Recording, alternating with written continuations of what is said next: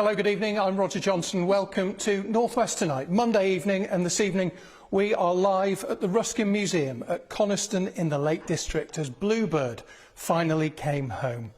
Hundreds of people lined the streets of this village at the weekend to welcome one of the world's most famous boats back to the Lake District. I don't think I would have lived long enough to see this day. I mean, to see these crowds here today, and it just shows what Bluebird means to Coniston. We'll look at what made Bluebird and her swashbuckling driver recognisable everywhere. Also tonight, Brianna Jai's mum tells us about her emotional meeting with the mother of one of her daughter's killers. It was a very emotional meeting, but I'm so glad that I did that, and I appreciate them for giving me that opportunity as well. The families of public workers who died doing their jobs will receive a posthumous medal. We're going to talk to the grieving dad whose campaign made it happen. And we've seen quite a lot of cloud out there today, but what's the weather looking like tomorrow? Join me at the end of the programme.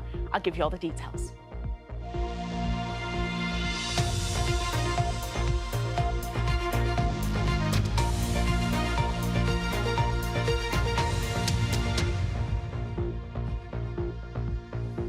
This statue of Donald Campbell with Mr Woppet, his lucky mascot who went into Coniston Water with him in 1967, stands at the entrance to the Bluebird wing here at the Ruskin Museum, a wing which opened in 2010.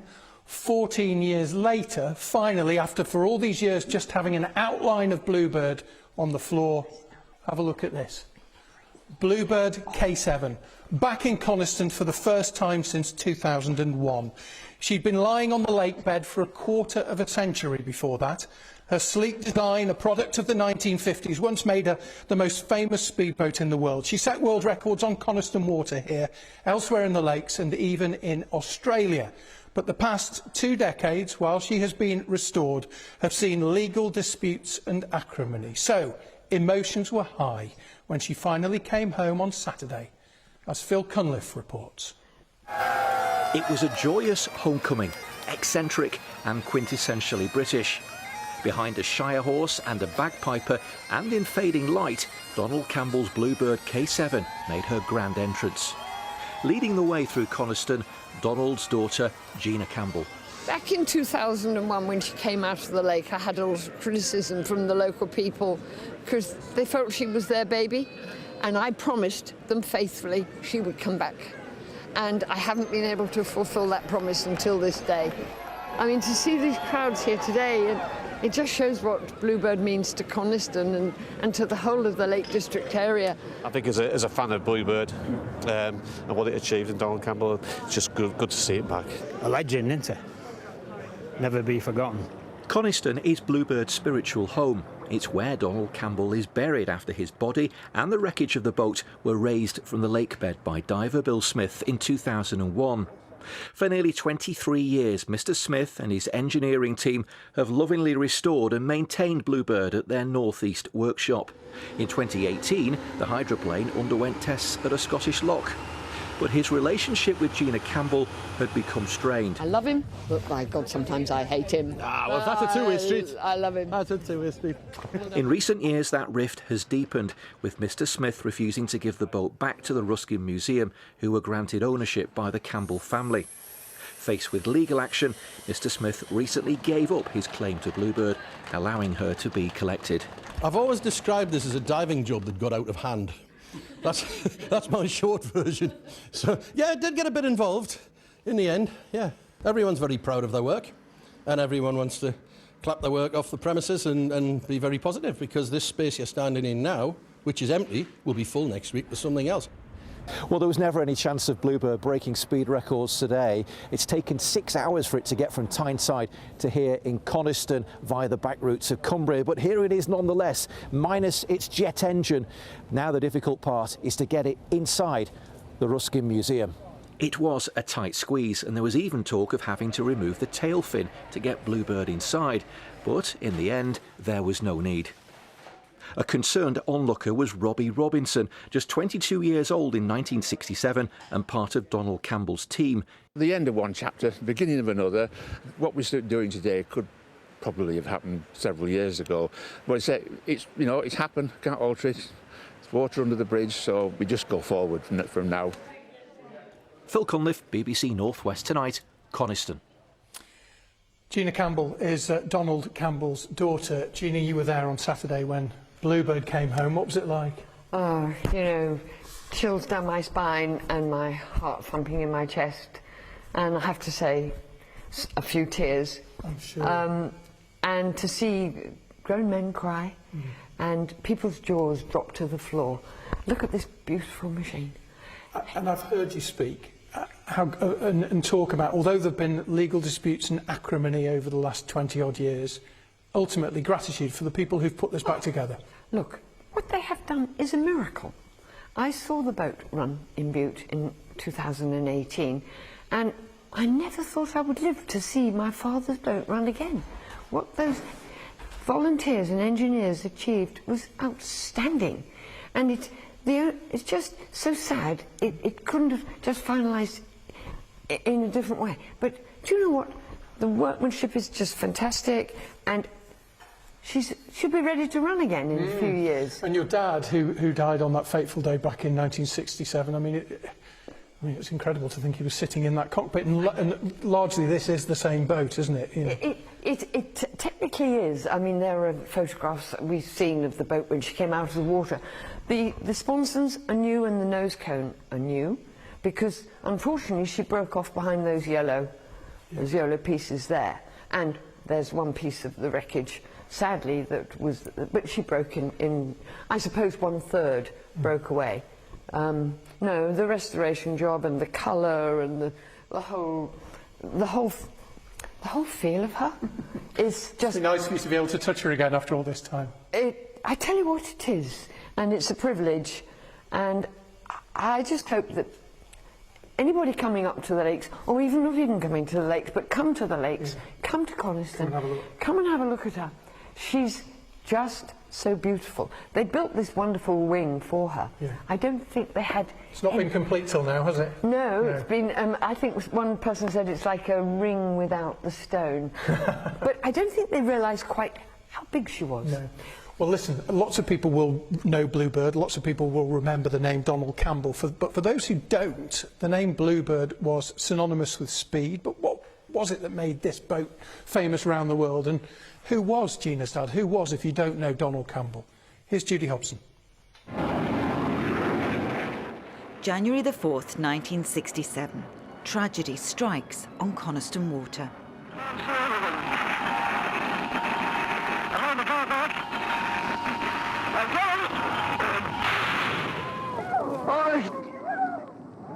Oh, God. He's blown up. Donald Campbell's death in attempting to become the first person to reach 300 miles an hour in his hydroplane Bluebird ensured his name would never be forgotten. The mighty jet hurtles Bluebird along on a test run. Campbell's father, Sir Malcolm, held both land and water speed records. It was speed which attracted his adventurous spirit. And his passion for speed transferred to his son Donald, who desperately wanted to live up to his father. He took to the water for the first time in 1949. Mrs. Donald Campbell christens her husband's hydroplane Bluebird, a name associated with speed for many years. Launching Bluebird K7 in 1955, it wasn't so much a boat, it was a jet-powered hydroplane. Bluebird is powered by a Beryl turbojet engine. Ullswater in the Lake District has been chosen for the lengthy trials and... Later that year, on Ullswater, Donald Campbell achieved his first world water speed record, 202 miles an hour. And he's done it with an average speed of 202.32. And he continued to raise the record year after year as Bluebird K7 became the most iconic racing boat in the world. It made Donald Campbell a household name. But his father had also been the fastest man on land. Donald wanted the same, and so Bluebird 2, powered by a 5,000 horsepower jet engine, was born. Britain will be the first to carry the world's land speed record to beyond 400 miles per hour. On July the 17th, 1964, in Australia, Donald Campbell took the land speed record at 403.1 miles an hour. Having become the fastest man on land, he turned his attention back to water, breaking the water speed record that December. The first man to set 2 new records on both land and water in the same year, it was his finest hour. He could have called it a day, and as the 60s advanced, his star waned. His land speed record was smashed and his sponsorship dried up. But Campbell had one final iconic target. Put on to try and reach a certain goal, which is to see a British boat eventually first pass the magic 300 mark. And we don't intend to stop or spare any effort to get it. He hoped it would reignite his career, and Bluebird K7, with a new jet engine, was taken out of mothballs. The Orpheus jet was easily capable of driving Bluebird at 300 miles an hour. And then, on that fateful January morning in 1967, Bluebird made her final journey. It was dramatised 2 decades later in a film. Anthony Hopkins played Donald Campbell. Skipper to all stations. Maintain radio silence. Over. For more than 3 decades, Bluebird K7 and her driver lay on the lake bed. Coniston Water didn't give her up until 2001. Bill Smith, who raised Bluebird and recovered Donald's body, was said to have been inspired to find her by this music, written about the tragedy. 300 miles on water. But bringing Bluebird K7 back to the surface more than 20 years ago was far from the end of the story. Well, she looks very different now, doesn't she? 23 years on, Bluebird. Let's talk to Tracy Hodgson. She's in the Ruskin Museum here. And the plan, there's no engine in there now. Not at the moment. The plan is to get it back on the water, get her back on the water. Get her back on the water. Yes, we have an engine just behind there that will fit into K7. Yeah, we want to get her on. We're looking provisionally at 2026. Which will be 70 years of Donald's first water speed record on Coniston. Obviously, we need to speak to the local authority before we, confirm anything, but that's what we'd like to do. Yeah. Were you surprised by how many people turned up on Saturday? Yes.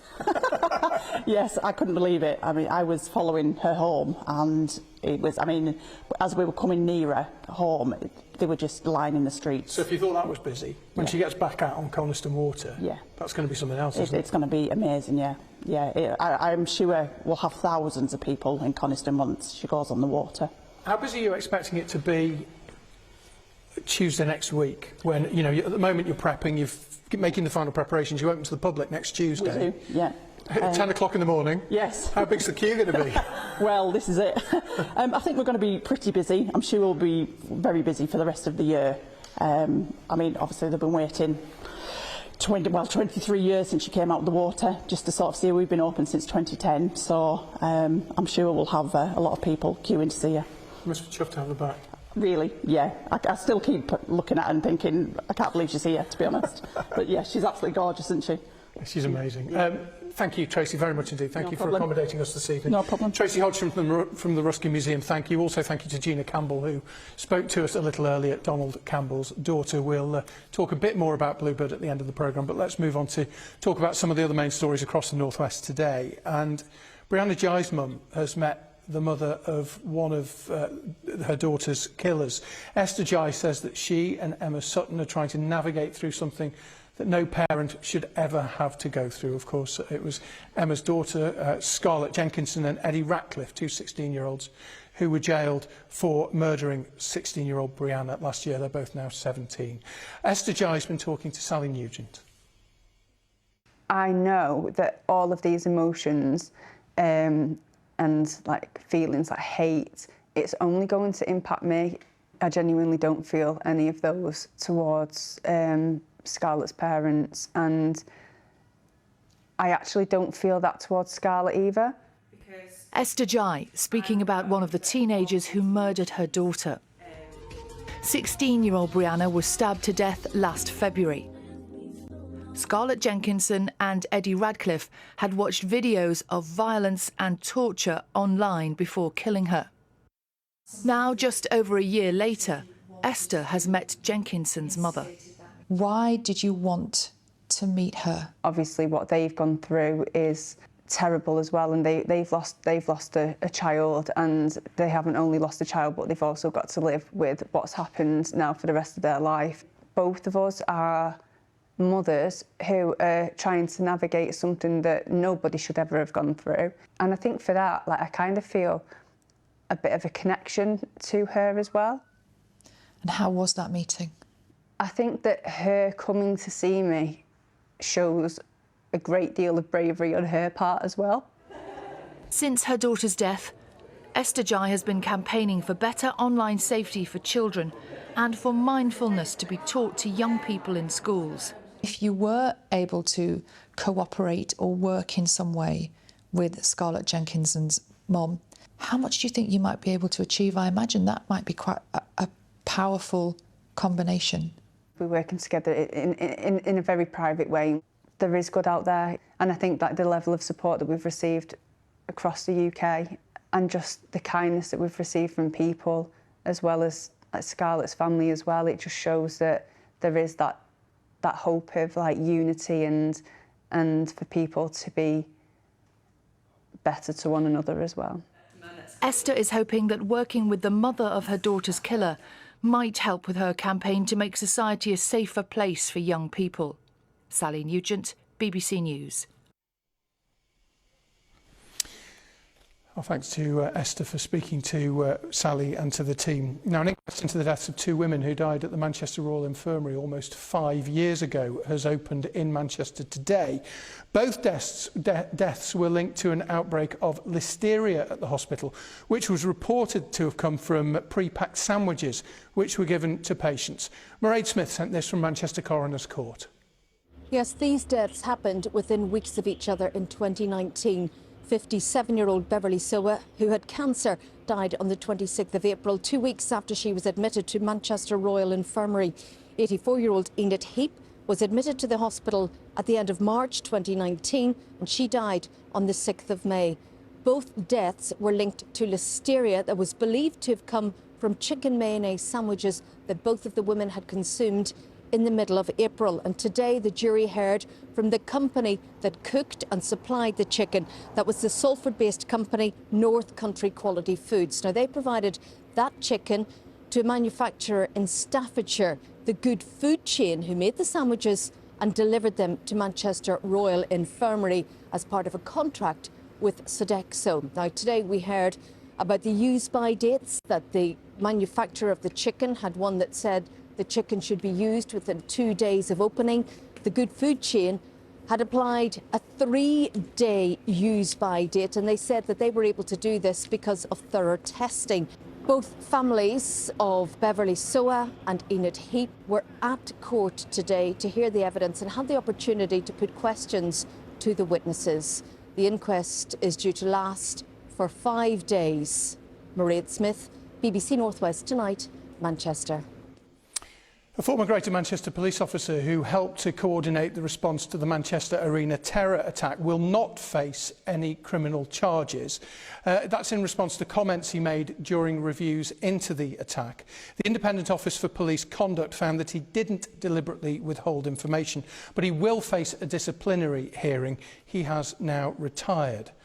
St John's Market in Liverpool has been shut down because the council says it's owed more than £1.5 million in unpaid rent. The authority says it's got no option but to close the market because it can't afford to keep subsidising it to keep it open. Now, we're here in Coniston tonight at the Ruskin Museum because of the culmination of the campaign to bring Bluebird back. But another campaign reached its successful conclusion as well at the weekend.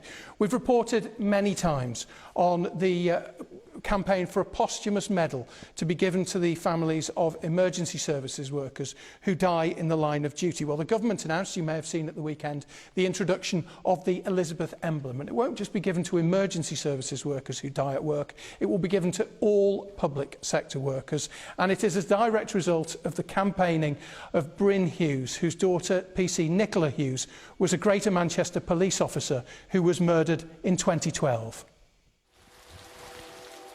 As a grieving father, and you grieve every day, that gives you that space. You're running wherever you're running on the hills where I live, and you're alone with your thoughts, and you can process your thoughts, or attempt to process your thoughts. To get through it, you've got to put one foot in front of the other. And that's what I viewed my journey through the grief process, if you like, by putting one foot in front of the other. Over the past decade, Bryn Hughes has run thousands of miles, some of them in the most extreme conditions. It's helped him cope with the murder of his only daughter, Nicola. 2 police officers have been killed in Greater Manchester after responding to what turned out to be a bogus... I tend to forget what she sounded like, what her voice was like, so I'd go through that and I'd relive happy memories, I suppose, and what would she be doing, what would she make of what I were doing, what would she be saying. His call for a posthumous honour for emergency service workers received support from countless families in similar situations. Hello, Bryn. Pleased to meet you. I'm Chris. It's a pleasure to meet you. His campaign brought him face to face with politicians. Month after month, he was promised something was coming. We are determined, Mr. Speaker, to ensure that sacrifice that police officers and other public service officers make is recognised. And I hope we will be able to announce something very soon. What's your reaction to that? I'd say confusing and disappointing.